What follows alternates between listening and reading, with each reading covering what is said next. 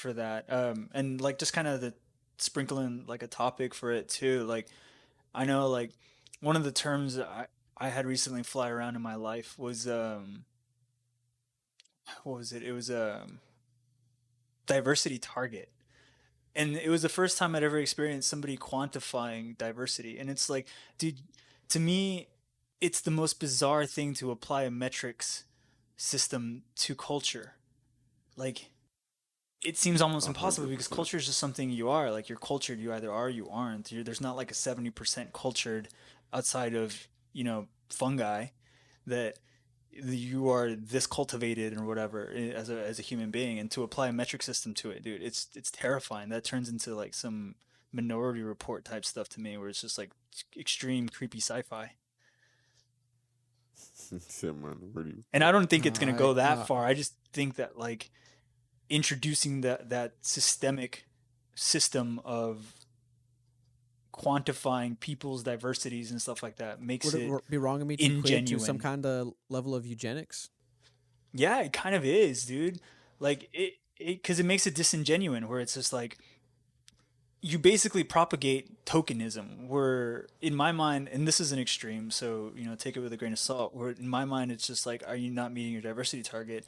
And you're like, am I supposed to respond with, no, I'm short, one Asian guy and one black friend? Like, dude, like, because then you start tokenizing people like that. I don't have enough black people, man. We only had made one Mexican guy per quota this Yeah, month, man. We only cycled out one Mexican guy. We got to pick up our Mexican quotas. yeah, man. Our quota's load this month, man. We gotta make it up. I've Our never. turnover rate for the Asian Yeah, community is like I'm not a terrible. collector of rare What? You're people. only half Like, black? You're only half black? Where's the rest of you? hell no, man. You can't be our friends. We need God one full. damn it. Like, we can't come up short. Like, You're half Now we Mexican, need half Irish. another- You're not the right white, the wrong white. Wait, did you say you were You say your half mom was black, white? half Mexican? what? Get the Oh fuck my outta here. God, get in here. Half black, half Mexican, get in here. You fulfilling all types of quotas. Yo, I got something God good for you. damn. Y'all ever seen a Samoan? Come on, like, what? Like, you can't get like that. That's just so disingenuous. Like, yes, go out, diversify yourself, explore the world, meet new people, but don't collect them. Don't. Like Pokemon. Yeah, man. Like, dude. So here, one last point, and I feel like we should close it out, is do you think this came from the travel culture? Oh, I never thought of that. Like, a lot of our generation has actually seen the world. Not a lot of people were able to do that. That's an ambition that I feel like our parents had and never really got to do, and only aspired to do that when they were retired. Yeah, I ain't gonna lie. Our Yeah, generation did that. That shit changed me. Like, I don't know how young. Like, even younger now, Yeah. they do it when they're in their teens now. Yeah. Like, they travel and see the world. Oh, well, I've been to Italy. So- Spain, goddamn. Boy. Seeing the world, wouldn't that kind of make you want to reassess how you identify things? And obviously, the reason I say this is because identification on everything, I feel like, is getting out of hand. And I'm wondering, do you think that could be because of the travel culture? Seeing so much of the world, so many different people, like different No. cultures. I think it's the opposite. I think it's the people who are pretending to be traveled.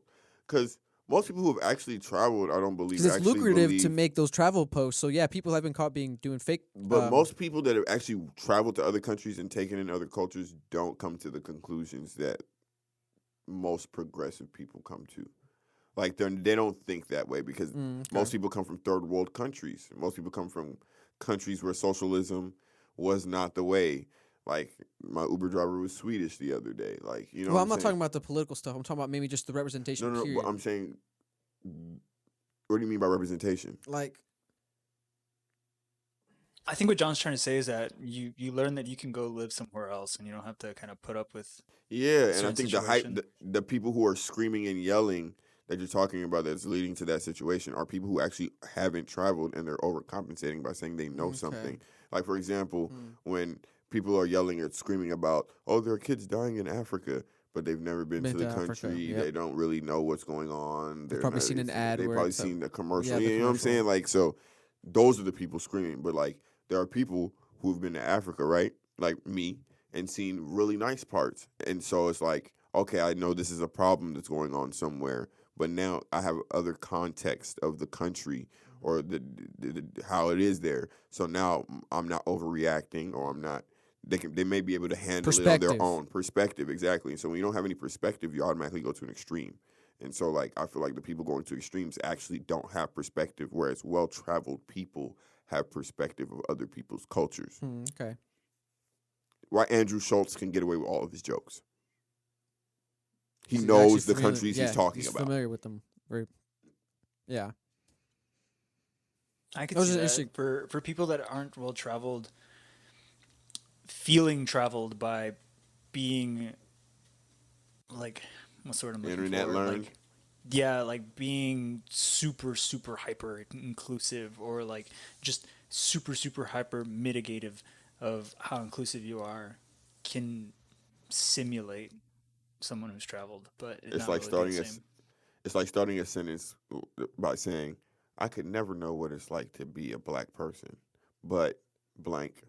Like, that's what the hyper progressive people, but like when they're trying to pander, like Black Lives Matter or the people who are helping them, like, oh, I could never know what it's like to be a black that one person. clip from the riots where girls were, I think, throwing stuff at this one place or trying to write on it, and a girl walks by and says, "What are y'all doing? That's not what we're about. Like, you're not helping the movement." That's saying that sentence before anything even helpful or whatever it is. It doesn't do anything for anybody. Thank you for saying that you don't know what it's like to be me. Okay. I mean, I say it just so that I can say what I really want to say. Say whatever you want to say. Exactly. Yeah, literally. No, I'm not lying with you. I'll say it just exactly. because I know I want to say something, but I don't want to offend an entire race. I have an observation and I just kind of want to say it. Hey, thanks for watching a clip of Fake Deep Thinking. If you like what you heard, be sure to subscribe, like the clip, leave a comment, and check out our page for more content. Full episodes of Fake Deep Thinking are released every Friday on Podbean, iTunes, and Spotify. Peace.